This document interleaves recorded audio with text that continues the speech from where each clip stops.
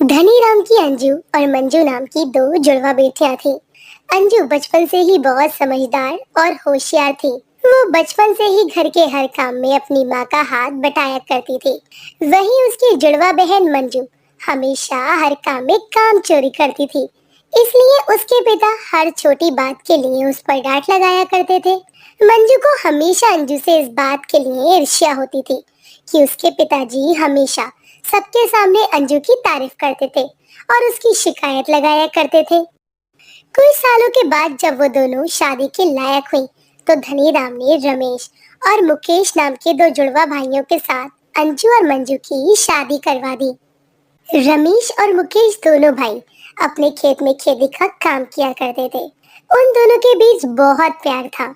लेकिन जब दोनों भाइयों की शादी हुई, तो मंजू ने अपने पति मुकेश को उसके भाई और अपनी बहन के खिलाफ भड़का कर घर और खेत के दो हिस्से करवा लिए और लड़ झगड़ कर खेत का ज्यादा हिस्सा अपने नाम करवा लिया।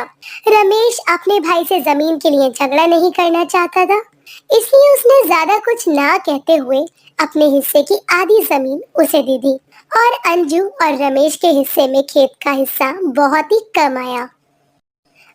रमेश जी, आजकल फसल बेचकर हम ज्यादा पैसे कमा नहीं पाते हैं। अगर ऐसे ही चलता रहा ना, तो कुछ दिनों में हमें खेती करने के लिए भी कर्जा लेना पड़ेगा। तुम सही कह रही हो अंजू। अब मुझे खेती के अलावा भी कुछ काम करना होगा जिसमें मैं घर का खर्चा अच्छे से संभाल सकूं। अगर आप बुरा न माने तो क्या मैं आपसे एक बात कहूँ? मुझे बचपन से ही खाना बनाने का बहुत शौक था, इसलिए मेरी माँ ने मुझे एक बार अपने खास मसाले वाले छोले भटूरे बनाना सिखाए थे। और मैं चाहती हूँ ना कि हम दोनों मिलकर बाजार में छोले भटूरे का एक स्टॉल लगाएं। वैसे भी बाजार में आसपास कोई छोले भटूरे की दुकान है भी नहीं। हम ये काम करेंगे तो देखना हमें बहुत मुनाफा होगा।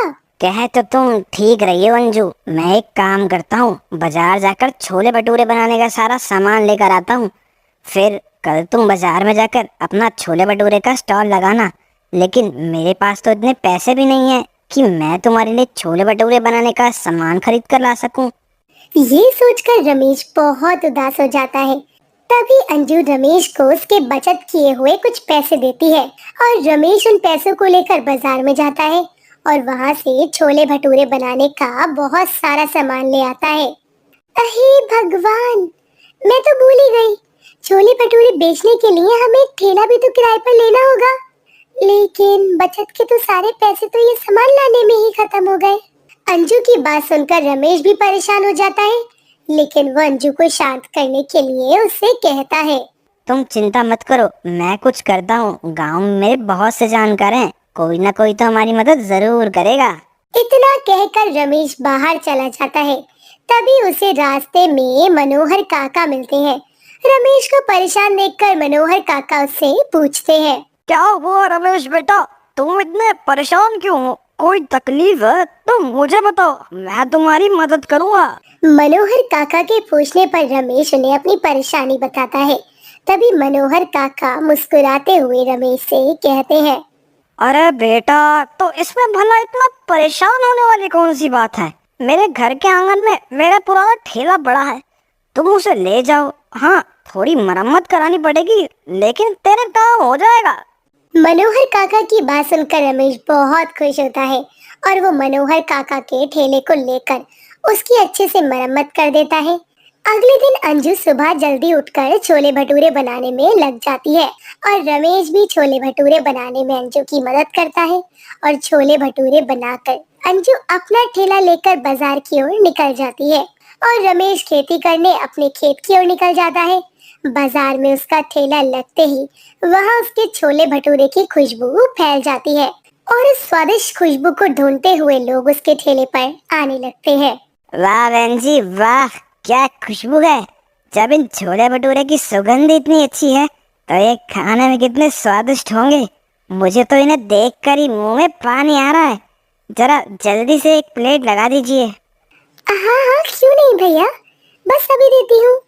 अंजू अब ग्राहक के लिए गर्मा गर्म भटूरे तलती है और उन छोले भटूरों को खाकर वो ग्राहक बहुत खुश हो जाता है और धीरे धीरे उनकी खुशबू से अंजू के ठेले पर ग्राहकों की भीड़ लग जाती है। जो भी ग्राहक उसके छोले भटूरे खाता है वो अपनी उंगलियां चाटता रह जाता है। काम के पहले दिन ही इतनी अच्छी बिक्री देखकर अंजू बहुत खुश होती है।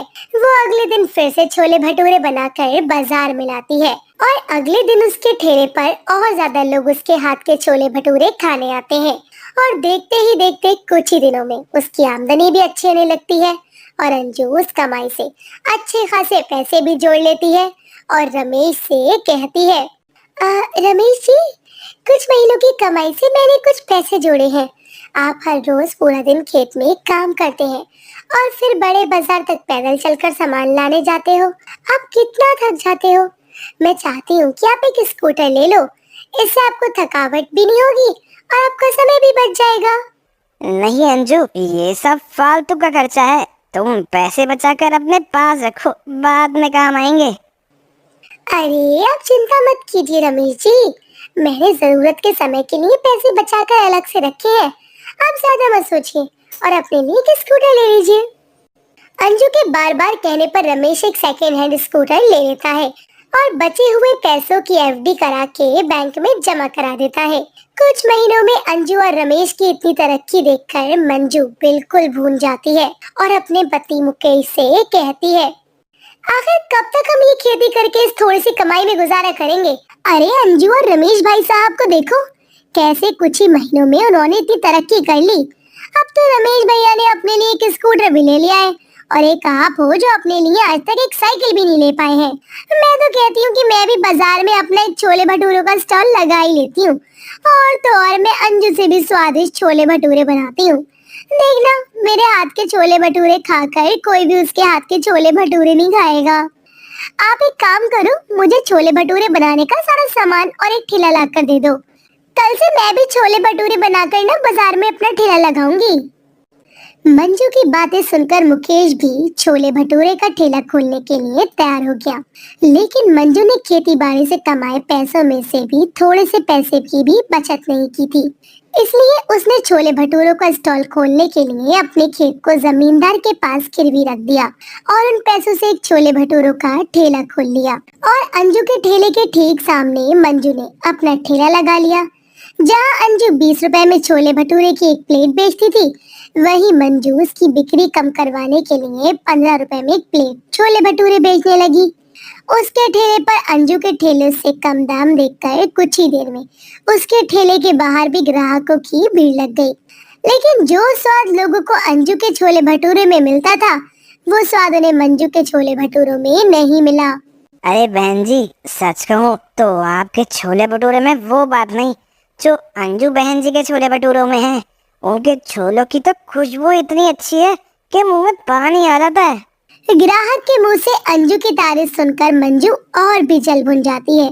अगले दिन वो छोलों को स्वादिष्ट बनाने के लिए उनमें तेज मिर्च मसाले डालकर छोलों को बनाती है। लेकिन तेज मिर्च मसाले डालने से उसके छोलों का स्वाद बहुत ही चटपटा हो जाता है और एक निवाला खाते ही सभी ग्राहकों के कानों से धुआं निकलने लगता है। अरे ये कैसे छोले बनाए हैं, इतने तीखे? अरे हफ्ते भर की मिर्ची आज ही डाल दी क्या आपने इन छोलों में? क्या कहा? मिर्ची ज्यादा हो गई क्या? ज्यादा? इधर सबके कानों से धुआं निकल रहा है और आप पूछ रही हो कि मिर्ची ज्यादा हो गई क्या? अरे बहन जी, ये पकड़ो आपके छोले भटूरे। आपके 15 रुपए के धुएं निकालने वाले छोले भटूरे से तो अच्छा है मैं 20 रुपए देकर अंजू दीदी के हाथ के छोले भटूरे खाऊं। उनके हाथ में जो स्वाद है वो किसी के हाथ में नहीं। अरे सही कह रहे हो भैया, अंजू भले ही एक प्लेट छोले भटूरे के 20 रुपए लेती है, लेकिन उसके छोले भटूरे पूरे गांव में सबसे स्वादिष्ट हैं। इतना कहकर सभी ग्राहक वहां से चले जाते हैं और अंजू की दुकान से छोले भटूरे खरीद कर खाने लगते हैं। ये देखकर तो अंजू का गुस्सा 7वें आसमान पर चढ़ जाता है और वो अगले दिन सुबह सुबह अंजू की खिड़की से उसके घर के अंदर झांकने लगती है। और जैसे ही अंजू खेत से कोई सब्जियां लेने जाती है, वैसे ही मौका देखकर मंजू उसके छोलों में खूब सारी मिर्ची मिला देती है। अंजू घर आकर अपने छोले भटूरे लेकर बाजार में बेचने चली जाती है। तभी एक ग्राहक उसके ठेले पर आता है, लेकिन वो छोले भटूरे खाते ही उसके पसीने छूट जाते हैं।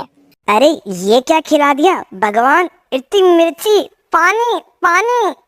ग्राहक की हालत देखकर अंजू से पानी देती है और जब वो अपने छोलों को चख कर देखती है तो उसकी आंखों से पानी आ जाता है। हे भगवान, ये कैसे हो गया? मैंने तो छोलों में इतनी मिर्च डाली ही नहीं थी, तो फिर ये इतने तीखे कैसे हो गए? मुझे कुछ भी करके इनका स्वाद ठीक करना होगा।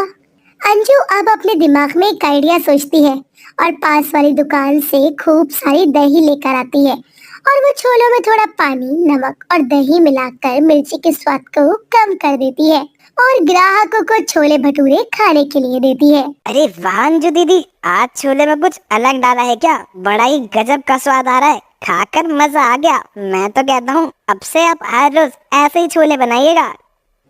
ग्राहक की बात सुनकर अंजू बहुत खुश होती है और हर दिन की तरह आज भी उसकी कमाई बहुत अच्छी होती है। उसके सारे छोले भटूरे बिक जाते हैं, लेकिन उसके सामने खड़ी मंजू के ठेले पर गिने चुने कुछ ही ग्राहक जाते हैं, जिस वजह से वो अंजू से जलकर देर रात को उसके ठेले में आग लगाकर उसके ठेले को जला देती है। सुबह जब अंजू उठकर अपने आंगन में जाती है तो अपने ठेले की ऐसी हालत देखकर उसे बहुत दुख होता है और वो अपने घर के अंदर परेशान होकर बैठ जाती है और आज छोले भटूरे बेचने के लिए बाजार भी नहीं जाती। तभी वो शाम को दौड़ती हुई मंजू अंजू के पास आती है और जोर जोर से रोने लगती है। क्या हुआ मंजू, तू इस तरह से क्यों रो रही है?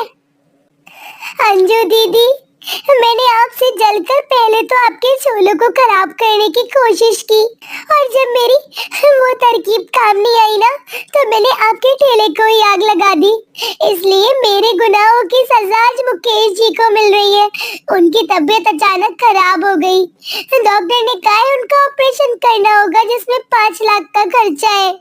मेरे पास तो इतने पैसे भी नहीं है मैं उनका इलाज करा सकूं। तुमसे जलकर मैंने जो छोले भटूरों का ठेला खोला था ना, उसके लिए मैंने हमारी जमीन तक गिरवी रख दी थी।